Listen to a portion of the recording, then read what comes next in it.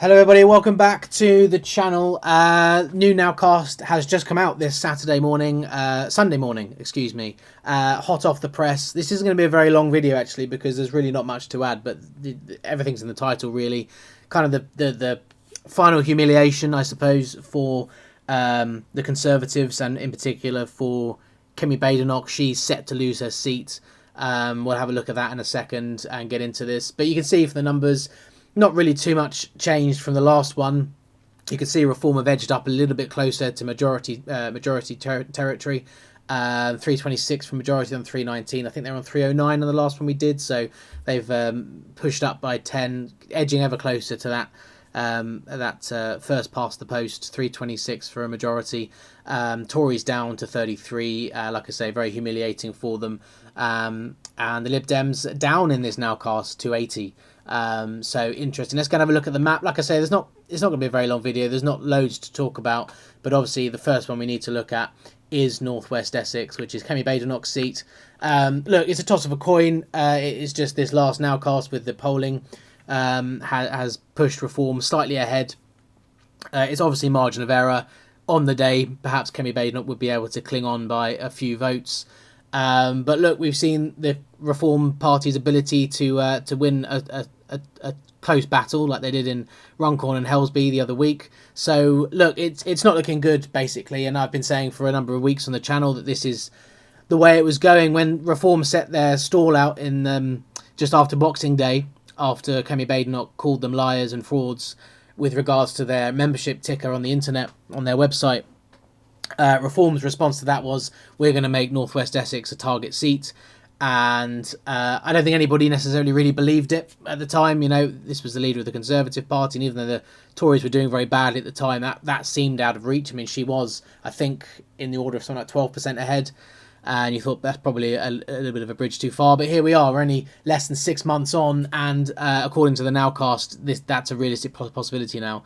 Leader of the opposition losing her seat to the Reform Party. And look, this is just, I suppose it's not the final humiliation because this isn't actually an election, is it? This is all theoretical. It's not actually happened. She is still an MP. She is still the leader of the opposition, in name at least. But, you know, the winds of change are blowing very strong in British politics. If you watched last week's video, you know that I said I think it's over for the Conservatives. I think they're done. I think it's too late. I don't think this is salvageable for them, to be honest with you.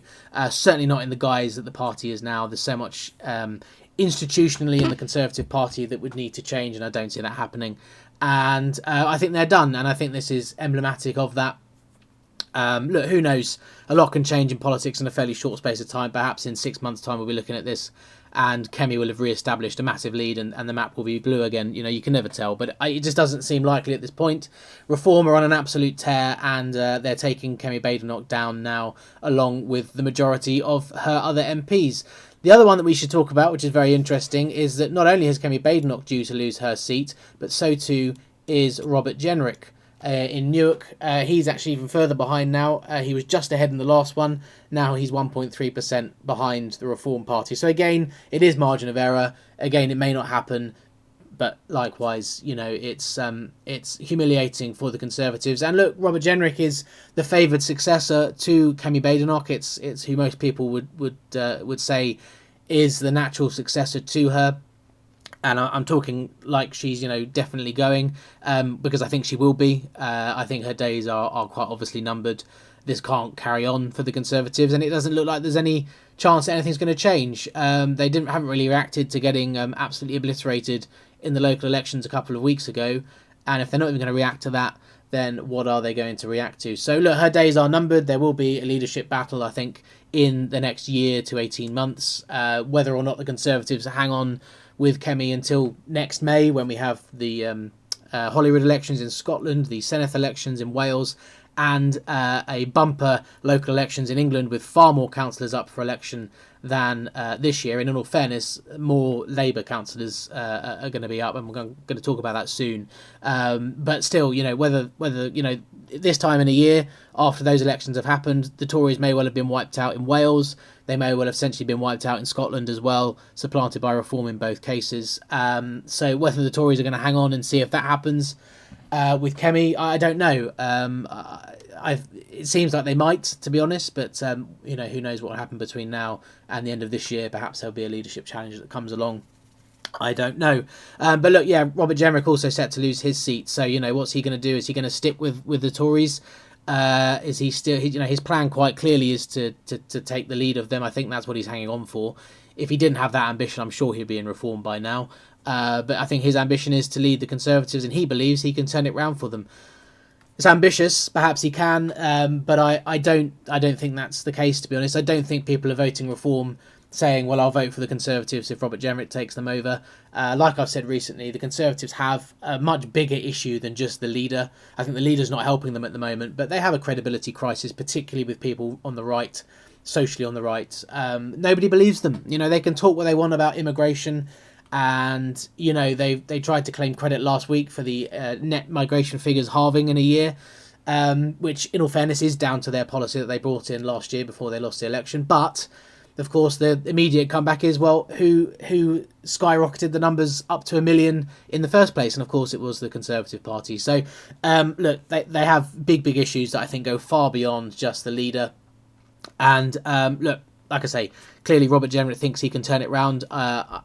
If he can, he will go down in history as one of the Conservatives' greatest leaders. But I don't think he can. Like I say, I think the Conservatives are done. I think they're finished. By the way, I think, and I've got no source on this, but just my intuition, my gut feeling, I think Suella Braverman will defect this year. I've got a feeling that she might be going to do it at the Reform Party conference in September to have the big, big moment on the last day on the stage with Nigel Farage and the fireworks going off and all the TV cameras there and everything. I think that might be the plan, as another dagger into the Tories as well. So and when she goes, who knows how many might follow her as well. So we'll keep an eye on that.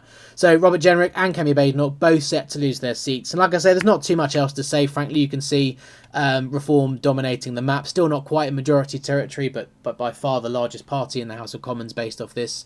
One thing that is very interesting to mention, though, and we'll just go to the margin tab quickly, and you can see again. Remember, I mentioned in that last video the dark purple starting to show on the map now.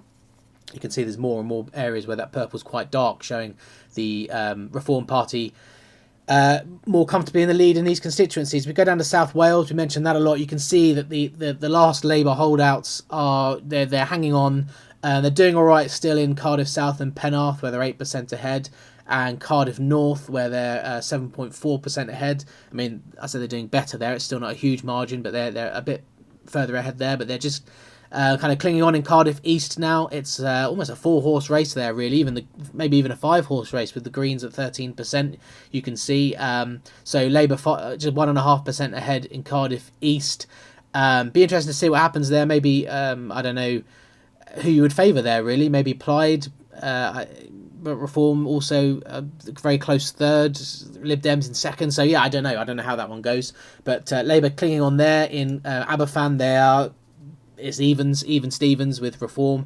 So realistically, if we get another poll with Reform improving by 0.5% or less, that's going to go to Reform next time up. Gower, they're also just clinging on there, 0.1%. So two there, that a toss of a hat, toss of a coin, going to Reform. So Labour on the edge of being kicked out of Wales. Actually, amazingly, they've lost their foothold in this south of Wales area. So that's an interesting thing that's coming out of this Nowcast. The other one, which is very interesting, and I want to take us down here first to the southwest, to Newton Abbot. You can see this is a seat the Liberal Democrats won off of the Conservatives in 2024, but now they're only 0.6% ahead of Reform. And Reform, again, in the next one or two Nowcasts, if Reform manage to improve their score by 1% maybe, we're going to see this one flipping to Reform. So we're starting to see Reform making gains at the expense of the Liberal Democrats. And look, this is what's going to happen if the Reform Party can push on into the 30% in the polling. They're currently about 29.8%, I think, is the average that's used for this model that we're seeing here. As soon as they get north of that 30 number, and as soon as they start pushing into the low 30s, they're going to start getting gains from all over the place. And that's when they certainly will be in majority territory. Interestingly enough, if we go to Shropshire, Currently a Conservative seat. They won it in 2024. On the last couple of Nowcasts, this went to the Liberal Democrats. Now you can see it's flipped to Reform. So this is already starting to happen, just as Reform edge up towards that 30% marker. Now look, this is 0.3%. It's a toss of a coin. Again, like a lot of these other ones are. But like I say, as that Reform score increases into the 30s, they're going to start getting gains off of the Liberal Democrats as well. And you can see this down in North Dorset, where they're 4.7% ahead. So as soon as Reform start pushing on there into the 30s, that margin's going to close up. And also in, I think it was North Cotswolds, there it is, North Cotswolds, where they're 4.1% ahead of the Tories, actually. But you can see Reform steaming up there. The Tories obviously are not in any position to be challenging there. And look, I've been saying this for a little while about the Lib Dems, haven't I? That their score, their polling numbers in England and the rest of the UK haven't really increased massively since the general election. You can see here in North Cotswolds they're only up 1%. So they did very well in the general election, but they've not pushed on from there. They're not really increasing their vote share since last July. Whereas, of course, Reform have been on an absolute tear. You know, they're up 15% since last July. And so Reform starting to make gains off of the Liberal Democrats. Also, in that vein, we can scroll up to Scotland. And look, I mean, this is when you know Reform will be absolutely cooking, is that they're in the race in Scotland now as well in some places. Well, in the south of Scotland, predominantly. Obviously, they've got one seat up there in Aberdeenshire currently on the Nowcast. But you can see they're 3% behind the SNP in Dumfries and Galloway. They're 3.5% behind in Ayr, Carrick and Cumnock. So, and actually, as you move through this area just south of Glasgow, you can see, look, they're a way behind, but they're comfortably in third. And as I say, if their polling numbers keep increasing as they are, they're going to start dragging themselves into these races. You can see that they're 8% behind the lead here, 8% behind or 9% behind the lead there. So look, they're a way out here at the moment. They're not really challenging. Here's much closer. Bathgate and Linlithgow. Sorry for pronunciation. You know, here you can see they're 4% behind. So they're just dragging themselves into the fight in Scotland now as well. And this is just a remarkable transformation of British politics, like I've been saying for a number of months now. Phenomenal, really. And look, the main story really coming out of this is the humiliation for Kemi Badenoch and the Conservatives, who would lose her seat to the Reform Party if they're in election today, according to this poll, according to this Nowcast. Yeah, it is. It's a humiliation. It's terrible news, and I don't think, like I said, I don't think this is the bottom. I don't think the Tories have plumbed the depths here.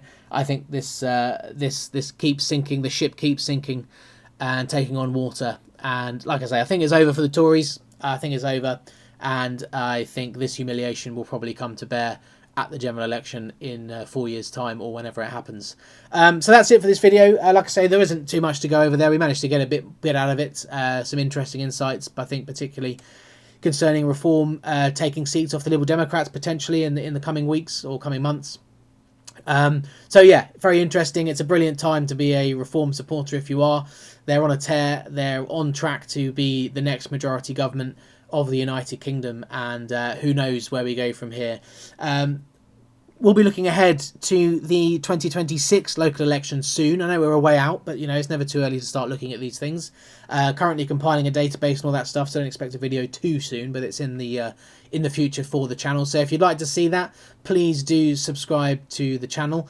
Hit the like button for this video if you enjoyed it. Thank you very much for watching, and I will see you all on the next one. Thank you very much. Goodbye.